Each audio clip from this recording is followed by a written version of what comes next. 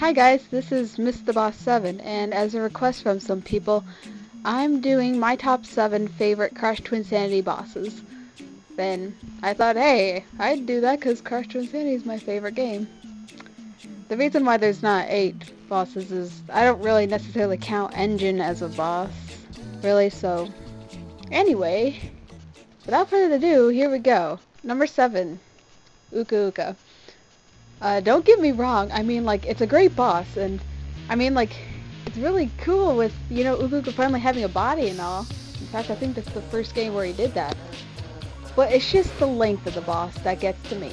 It's so freaking short. Literally, I could beat this boss in less than a minute, and that's kind of pretty sad in my opinion. I mean, the music's great, I love the music, of course, so I love a lot of boss soundtracks in Twinsanity. It's just the boss is just too short, and then I'm kind of left hanging there whenever I'm done beating it. Like, that's it? That's it?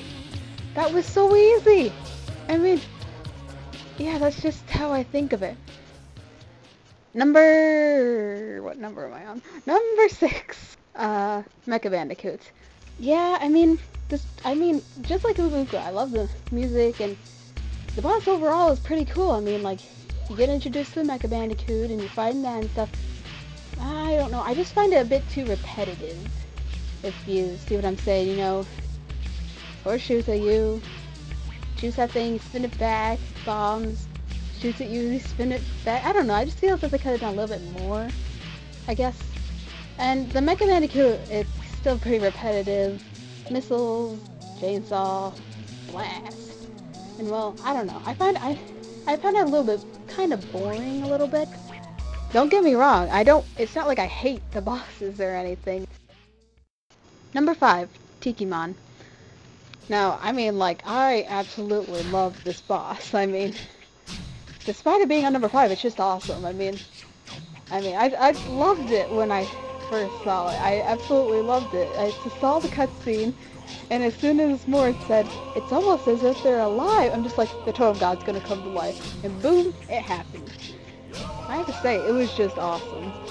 The first time I was fighting it, though, for some reason I could never get Cortex into his mouth. That was the only thing that really irritated me, was you had to be, like, right in the exact, perfect spot in order to throw Cortex in there. But other than that, it was just great. I found it really unique. It wasn't like one of the recurring villains from Crash Bandicoot. It was just really cool. I liked it. Number 4, Madame Amberly. This boss was someone that I never expected. Like, absolutely not. There wasn't any warning or anything like Tikimon, but I mean, like, I was just Cortex. I'm like, well, why do I have to be Cortex again? I thought it was gonna be Crash. And then next thing you know, I was in that green room, and I'm like, what's going on? And then that came, right there. And I was like, oh, dear lord, what the heck is that? I ended up fighting her, and it was pretty difficult, but I have to say, it was kind of like thrilling for me. I'm just like, oh my gosh, this is getting my adrenaline up. It was just all kind of like, oh, I need to shoot these things, and oh, I need to shoot the bells, and I like it when a boss does that to people. It just kind of makes them all excited, like, ooh. Number 4, what was I at number 4 or number 3? Number 3, Brio and Tropy. Now, this boss was awesome. I know I've been kind of saying that for every boss, but still, I mean, like, I just find it really cool how you're fighting 2 people, and not just only 2 people, but 2 of the past Crash villains, and they're, like, teaming up to fight Crash, and I'm just like, that is really unique. Whoever came up with that is a genius. The boss fight, it's pretty fun, too, like, how they take turns in fighting you. First is Brio, tries to squish you, and then Tropy is doing... So, I actually don't really know what Tropy's doing. He's just kind of slamming his fist onto an iceberg that's not even near Crash. But still, the boss was really fun overall. That's definitely one of my favorites. I always look forward to that. Because, you know, you're kind of getting annoyed with the whole high seas hijinks thing, and then you think it's over, and Rusty Walrus chases you, and then you think it's over. But I actually look forward to the boss whenever I play that level. It's just cool. Number 2, Dingodile. First off, I just want to say that I love Dingodile. Okay, he's like my favorite Crash Bandicoot villain. He's just so cool. And so this boss, it just makes him even more awesome. I find it, in my opinion, it's a little bit better than his boss battle in Crash Warped. I mean, some others might disagree, but that's just my opinion. You know, it kind of shows off more that he's a pyromaniac, because, you know, he's got this wall of fire around him. It's almost as if he's, like, invincible to fire, and it's just so cool, and it makes it seem like water's his weakness or something. Like the sprinklers splash on him, you have to hit him.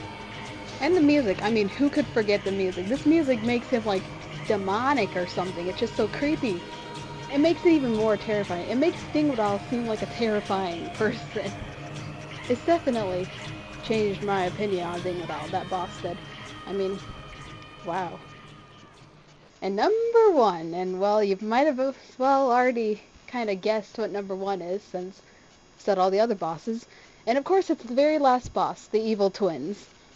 It's just, no words can describe my love for this boss. It's just so cool. I mean, like, first off, you get to play as 3 people in the bosses. There's 3 stages.